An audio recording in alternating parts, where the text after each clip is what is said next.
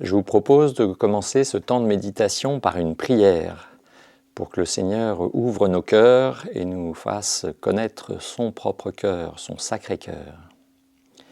Au nom du Père, du Fils et du Saint-Esprit. Amen. Viens, Esprit Saint, emplis le cœur de tes fidèles, allume en eux le feu de ton amour. Envoie ton Esprit et tout sera créé, et tu renouvelleras la face de la terre. Amen. Au nom du Père, du Fils et du Saint-Esprit.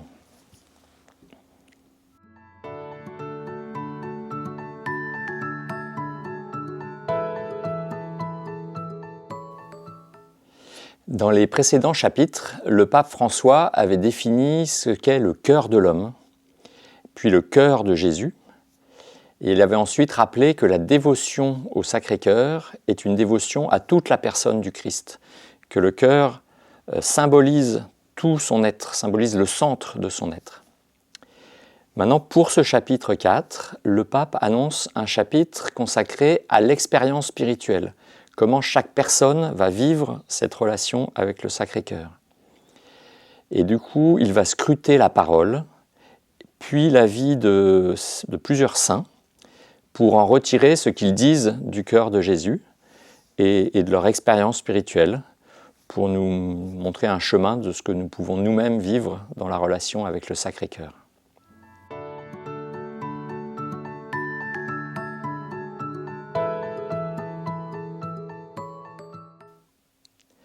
Dans cette première partie, le pape François balaye toute l'Écriture en commençant par l'Ancien Testament qui annonçait le salut en Jésus. Dans un premier temps, il va rappeler l'amour que Dieu a pour chaque personne, avec des versets comme « Tu comptes beaucoup à mes yeux, tu es unique et je t'aime », ça c'est le livre d'Isaïe, ou « D'un amour éternel, je t'ai aimé », dans le livre de Jérémie. Voilà, donc il nous parle de l'amour de Dieu. Ensuite, il décrit comment Dieu veut déverser cet amour sur le monde pour exercer sa miséricorde. Et là, il nous cite des versets comme le verset d'Ézéchiel « Je répandrai sur vous une eau pure, je vous purifierai » ou « Le côté transpercé du Christ est une source d'où jaillit la vie nouvelle ». Voilà, donc ça décrit le mouvement de l'amour de Dieu qui se déverse sur l'humanité. Et moi je fais un lien avec un chant de Thésée qui dit « Toi tu nous aimes, source de vie ». Toi tu nous aimes, source de vie. Et qui rappelle bien ces deux mouvements, que Dieu est amour et que Dieu veut venir nous nourrir. Et il est une source de vie pour chacun de nous. Voilà. Et puis dans un troisième partie, il y a une troisième dimension dans toutes les citations que rappelle le pape. Il précise que tous ceux qui ont pu et su goûter pleinement cet amour de Dieu, qui ont su vraiment l'accueillir, étaient des personnes qui en avaient soif. Et ça, Jésus l'a exprimé plusieurs fois en disant « Si quelqu'un a soif, qu'il vienne à moi et qu'il boive ». Ou dans l'Apocalypse, on a aussi que l'homme assoiffé s'approche, qu'il reçoive l'eau de la vie gratuitement. Et puis on peut aussi penser à l'épisode de la Samaritaine qui était venue chercher à boire au puits et puis le Christ lui dit qu'il va lui donner la vraie eau qui comble vraiment. Et la Samaritaine de dire « Seigneur, donne-moi de cette eau que je n'ai plus soif ». Et on a aussi dans les psaumes, le psaume 41, « Comme un cerf altéré cherche l'eau vive, ainsi mon âme te cherche, toi mon Dieu ». Donc tous ces mouvements-là, encore une fois, c'est pour dire que l'amour de Dieu veut se déverser sur chacun, pour peu qu'on en ait soif, et cela s'oppose, d'un autre côté, à ceux qui sont tellement remplis d'eux-mêmes, tellement imbus d'eux-mêmes, qui ne sont plus ouverts à recevoir, qui n'ont plus besoin finalement des autres et de Dieu. Et ça, c'est exprimé à un moment dans Matthieu. Quel malheur pour vous les riches, car vous avez déjà votre consolation.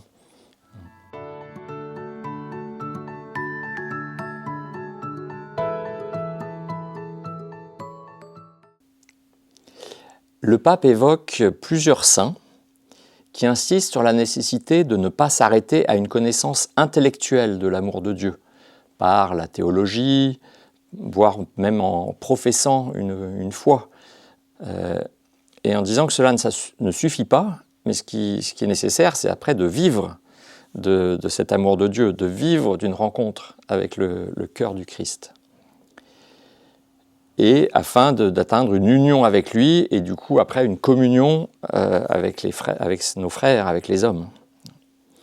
Alors il commence par saint François de Sales, qui à un moment, dans ses échanges avec Jeanne de Chantal, disait « Le cœur de Jésus se présente comme un appel à la pleine confiance, confiance dans l'action mystérieuse de sa grâce. » Et il disait ensuite « Nous ne demeurerons plus en nous-mêmes, mais nous logerons pour jamais dans le côté percé du Sauveur. » Voilà, donc il est le premier à exprimer comme ça cette nécessité d'une proximité avec le cœur de Jésus et de la confiance qu'on peut faire à Dieu qui veut se donner en ce cœur. Il cite ensuite un deuxième type d'expérience, c'est toutes ces femmes, les religieuses qui ont vraiment senti physiquement, charnellement, le cœur du Christ. À l'image de Saint Jean qui avait mis sa poitrine sur le cœur de Jésus à la Sainte Seine. Certaines d'elles ont vu le cœur du Christ, certaines ont entendu le cœur du Christ battre. Et donc tout ça, ça montre que, encore une fois, on n'est pas dans quelque chose d'intellectuel, mais dans une foi incarnée, qui vient toucher, qui vient rejoindre même nos corps. Et pour moi, ça fait un parallèle avec ce qu'on peut observer quand il y a des guérisons. Quand on entend des récits de guérisons, en particulier à Lourdes par exemple, et les dernières guérisons au XXe siècle, où les personnes sentent une grande chaleur dans le corps et une paix intérieure. Et donc simultanément, il y a l'aspect physique avec cette chaleur, et puis un aspect spirituel avec une guérison, avec une grande paix. Et l'expérience, la relation avec le Sacré-Cœur, de la même façon, peut prendre une dimension très physique. Et le sommet va être atteint à Paray-le-Monial, à la fin du XVIIe siècle, avec sœur Marguerite Marie Alacoque. Jésus lui apparaît, et elle dit « Il me découvrit les merveilles de son amour et les secrets inexplicables de son Sacré-Cœur. » Et du coup, là, je vais citer un paragraphe entier de l'encyclique, c'est le 122, qui lui-même cite Marguerite Marie. « Il faut que ce divin cœur de Jésus soit tellement substitué en la place d'une autre, que lui seul vive et agisse en nous et pour nous. Que sa volonté puisse agir absolument sans résistance de notre part. Et enfin, que ses affections, ses pensées et ses désirs soient en la place des nôtres. Mais surtout son amour, qui s'aimera lui-même en nous et pour nous. Et ainsi, cet aimable cœur, nous étant tout en toutes choses, nous pourrons dire avec saint Paul que nous ne vivons plus, mais que c'est lui qui vit en nous. » Donc je pense qu'on peut résumer cette expérience par le fait d'être si proche de Jésus et de son cœur, que l'on va laisser ce cœur de Jésus vivre en nous. Et ça rejoint, comment il s'appelle, saint François de Sales l'avait déjà dit, en disant nous demeurons, enfin que le cœur de Jésus vient vivre en nous. Et moi je ferai le parallèle avec une autre image qui est citée par saint Jean de la Croix. Alors il ne parle pas spécifiquement du cœur de Jésus, mais il parle de l'amour de Dieu en général. Il parle de cette image d'une bûche, que nous sommes comme une bûche, et qu'on est confronté au feu qui est l'amour de Dieu. Et à un moment, la bûche devient tellement habitée par l'amour de Dieu qu'elle devient complètement incandescente, elle est prise par le feu et elle devient feu elle-même. Et à un moment, on n'arrive plus à distinguer ce qui est la bûche et ce qui est le feu.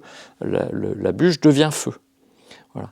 Et cette dynamique-là, cette dynamique de divinisation, tel qu'on l'évoque en spiritualité, c'est ce qui est évoqué par sœur Marguerite Marie à la Coque, en disant le cœur de Jésus, quelque part, vient se substituer au nôtre, on est dans l'union avec Dieu, et à ce moment-là, c'est le cœur de Jésus qui aime en nous, qui vit en nous. Et avec du coup un dépassement de notre nature humaine pour aller pour se laisser habiter par la nature divine.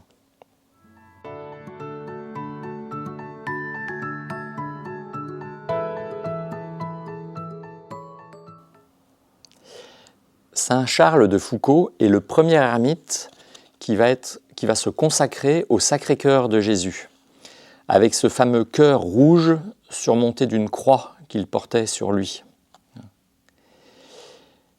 Et en effet, il avait une conscience vive de cet amour, de cette infinie miséricorde de Dieu qui émane du cœur de Jésus. Et c'est pour ça qu'il a choisi ce symbole pour expliquer la relation qu'il vivait avec Dieu. Et effectivement, explicitement, il a à un moment dit qu'il voulait laisser vivre en lui le cœur de Jésus en permanence, dans son quotidien.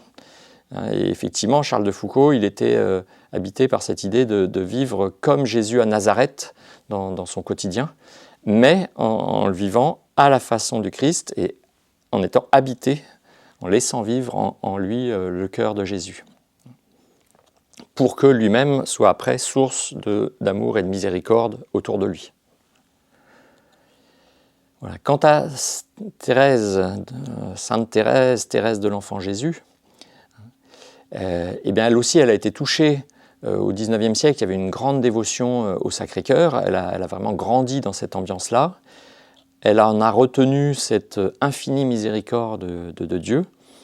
Et elle a voulu vivre pleinement de cet abandon à la miséricorde de Dieu. Elle dit à un moment, alors c'est le numéro 138 de l'encyclique, « Ce qui plaît à Jésus, c'est de me voir aimer ma petitesse et ma pauvreté. C'est l'espérance aveugle que j'ai en sa miséricorde. C'est la confiance, rien que la confiance, qui doit nous conduire à l'amour. » Et donc cet abandon à la miséricorde, cet abandon au Sacré-Cœur de Jésus, elle le définit de façon assez féminine, dans sa façon toujours très délicate. Au numéro 134, elle nous dit, le pape nous rappelle, « À 15 ans, elle trouva une manière de résumer sa relation avec Jésus. Jésus est celui dont le cœur bat à l'unisson du mien. »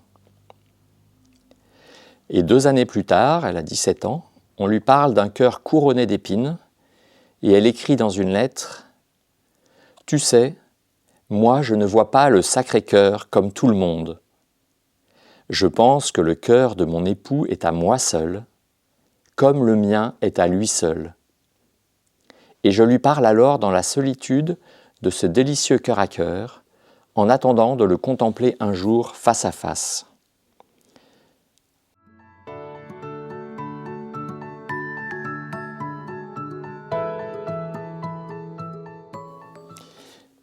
Finalement, autant Charles de Foucauld que Sainte Thérèse de l'Enfant Jésus ont vraiment voulu vivre de cette miséricorde qui jaillit du cœur de Jésus. Et en particulier pour Sainte Thérèse, ça va vraiment à l'encontre des spiritualités de cette époque qui étaient basées sur l'effort personnel, sur le mérite, sur la pratique de sacrifice pour gagner le ciel. Au numéro 141 de l'encyclique, le pape cite une lettre à l'abbé Rouland, dans laquelle Sainte Thérèse dit « Ma voix est toute de confiance et d'amour. Je ne comprends pas les âmes qui ont peur d'un si tendre ami. Parfois, lorsque je lis certains traités spirituels, où la perfection est montrée à travers 1000 entraves, environné d'une foule d'illusions, mon pauvre petit esprit se fatigue bien vite. Je ferme le savant livre qui me casse la tête et me dessèche le cœur. Et je prends l'écriture sainte. Alors tout me semble lumineux. Une seule parole découvre à mon âme des horizons infinis. La perfection me semble facile. Je vois qu'il suffit de reconnaître son néant et de s'abandonner comme un enfant dans les bras du bon Dieu. Et donc je relève en passant, là, quand elle dit « ces savants livres me dessèchent le cœur ». Et vraiment, chez Sainte Thérèse, c'est ce primat du cœur, donc du cœur personnel, de revenir à son cœur, comme nous l'expliquait aussi le pape François au début de l'encyclique, et dans son cas personnel, de se laisser rejoindre par le cœur de Jésus. Voilà. Et puis dans la suite de l'encyclique, le pape François évoque d'autres saints qui ont aussi accordé une primauté à cette contemplation du cœur débordant de miséricorde. Et il parle de sœur Faustine, sœur Faustine Kowalska, qui a diffusé le chapelet de la miséricorde et qui a vraiment fait aussi cette expérience du cœur de Jésus transpercé, dont coulaient des sources d'eau vive.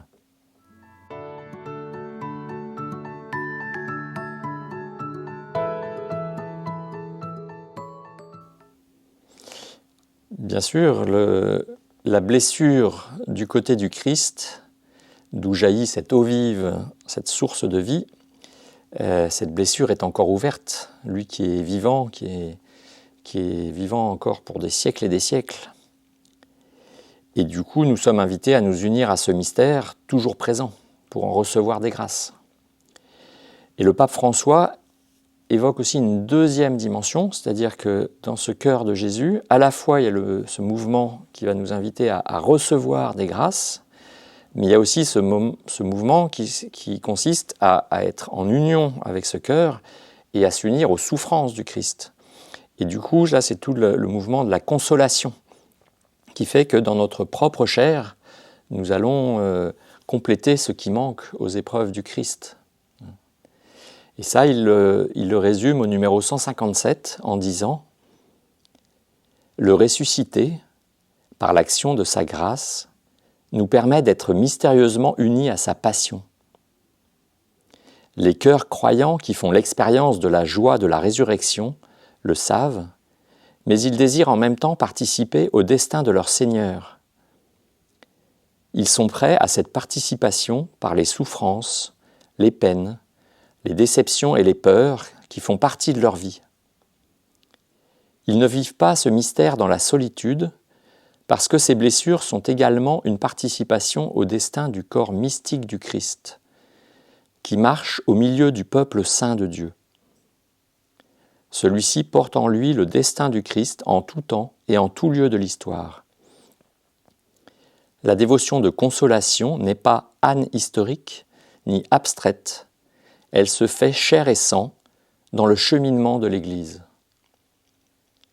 Et quand on entend ce passage, quand on entend ce mouvement, on peut penser, et moi je pense en particulier à Mère Teresa, qui a vécu cette dimension en étant au plus proche de ceux qui étaient les plus souffrants, les plus abandonnés, les plus blessés de la vie,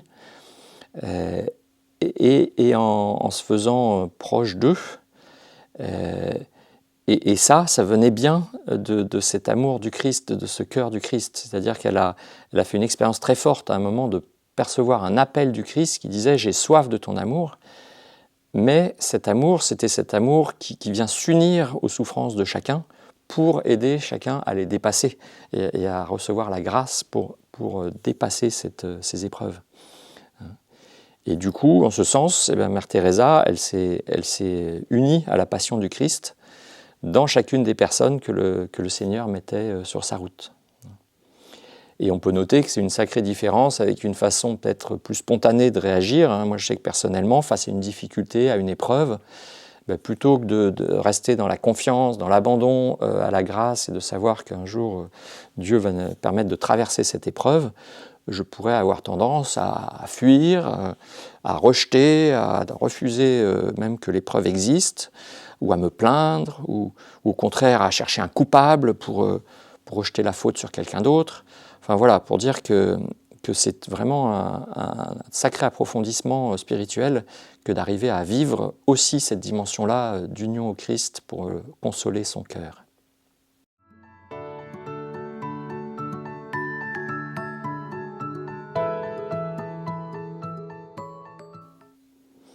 Ben oui, en effet, parfois certaines pastorales modernes nous feraient croire que le pardon de Dieu est automatique, sans préalable.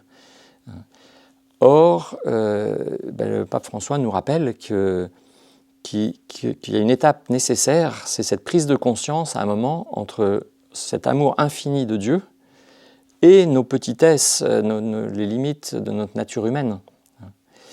Et cette étape-là, c'est l'étape qui va permettre d'adoucir les cœurs endurcis. Alors il précise bien que ça ne doit pas être un sentiment de culpabilité avec un mea culpa permanent qui va abattre ou déprimer la personne. Ce n'est pas non plus un scrupule qui va paralyser, qui va empêcher de faire toute chose dans la vie par crainte de pécher ou de se tromper. Mais c'est une salutaire ouverture du cœur. C'est justement face au cœur du Christ ouvert, transpercé, accepter que notre cœur aussi a besoin d'être ouvert, d'être quelque part blessé, pour que, conscients de notre propre misère, nous puissions accueillir cette consolation de Dieu. Alors parfois on utilise le mot contrition plutôt que componction. Je ne sais pas s'ils sont exactement équivalents. Ce que je sais, c'est que le mot contrition, il y a la racine latine trition là, qui veut dire triturer, qui veut dire moudre, écraser la farine en fait. Et du coup, moi ce sens de la contrition, ça me fait penser au psaume 50 avec le cœur brisé et broyé qui plaît à Dieu. Et voilà, donc moi je pense que c'est vraiment une étape nécessaire et je le dis d'autant plus que personnellement, au moment de ma conversion, j'étais vraiment dans un mouvement comme ça de regret parce que je n'avais pas toujours su accueillir l'amour, pas toujours su rendre l'amour. Et du coup, voilà, oui, j'avais un cœur brisé et broyé, un cœur contrit. Et alors, à ce moment-là, l'Esprit Saint est venu et m'a ouvert le cœur en grand.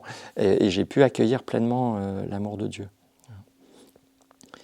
Voilà. Et du coup, pour terminer ce mouvement de dire que la componction, la contrition est nécessaire, mais à un moment, c'est pour mieux accueillir l'amour de Dieu, le Saint-Père, au numéro 161 de l'encyclique, nous dit « Nous sommes consolés dans cette contemplation du cœur du Christ donné jusqu'au bout. La douleur que nous ressentons dans notre cœur, lorsque nous nous laissons toucher intérieurement, cède la place à une confiance totale. Et il ne reste à la fin que la gratitude, la tendresse, la paix, son amour régnant dans notre vie. La componction ne provoque pas d'angoisse, mais soulage l'âme de ses fardeaux, parce qu'elle agit dans la blessure du péché, en nous disposant à recevoir la caresse du Seigneur. Et notre souffrance s'unit à celle du Christ sur la croix. Car affirmer que la grâce nous permet de surmonter toutes les distances, c'est affirmer aussi que le Christ, lorsqu'il souffrait, s'unissait aux souffrances de ses disciples tout au long de l'histoire, et donc aujourd'hui encore, à chaque instant. Ainsi, lorsque nous souffrons, nous pouvons éprouver la consolation intérieure de savoir que le Christ lui-même souffre avec nous. Désireux de le consoler, nous en sortons consolés.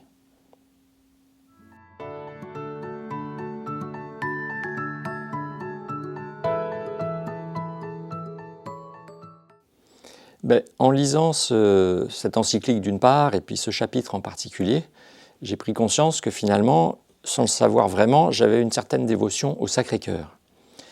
Car dès le début de mon parcours chrétien, j'avais été touché par ce symbole de Charles de Foucauld. Alors je ne savais pas à l'époque que c'était celui de Charles de Foucauld, je ne savais pas que c'était celui qui avait été adopté par les Chouans pendant les guerres de Vendée, mais sur mes cartes de visite, j'ai fait graver ce cœur surmonté d'une croix. Et pour moi, tout simplement, le cœur, c'était l'amour de Dieu, et ça, j'ai bien conscience que l'amour de Dieu, il est là, et il est en son cœur. Et puis la croix, c'est la croix de Jésus, pour dire que c'est le Dieu chrétien qui nous aime, quoi. Voilà, donc d'une part que le Sacré-Cœur a été présent dans ma vie finalement très tôt dans mon chemin chrétien. Et la deuxième chose, c'est cette image aussi qui a été citée de Sainte Thérèse, c'est le fait de comparer le cœur de Dieu à un brasier ardent de miséricorde. et qui fait que toutes nos péchés, toutes nos blessures, toutes nos faiblesses, toutes nos épreuves ne sont que des gouttes d'eau. Et il suffit effectivement de s'abandonner, de les confier au Seigneur, les jeter dans ce brasier ardent, et elles s'évaporent, et on en ressort allégé, consolé. Voilà, et en espérant qu'il en soit ainsi pour nous, pour chacun de nous, et pour des siècles et des siècles. Amen.